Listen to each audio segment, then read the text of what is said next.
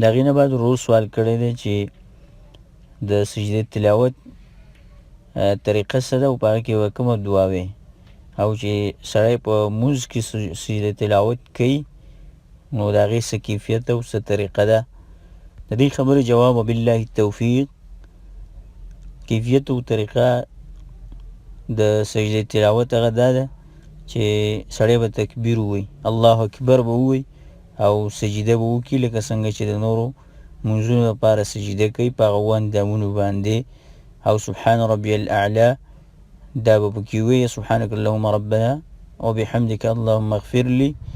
او دغه دعا به ووایي اللهم لك سجدت وبك آمنت ولك اسلمت، اخیره پورې دغه دعا دغه به ووایي او بیا به پاسیږي بغیر د تکبیر او بغیر د سلام نه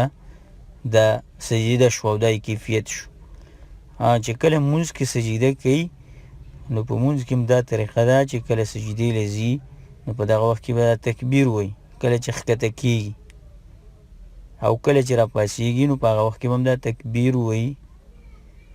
ځکه د رسول صلی الله علیه وسلم نه چې کومه سجده ثابت ده په مونځ کې او هغه نقل ده نو هغه دا ده چې رسول صلی الله علیه وسلم به کله مونځ کې ښکته کېدو نو تکبیر به ویلی او چې کله به اوچتېدو نو هم تکبیر به ویلی، او دغه په سجده تلاوت کې هم دغه طریقه او دغه حکم دی چې رسول صلی الله علیه وسلم سجده تلاوت د مونځ کړې ده او کومه نقل ده د هغې رسول صلی الله علیه وسلم نه نو هم دغه طریقه ده او په دغه طریقه باندې کول پکار دي.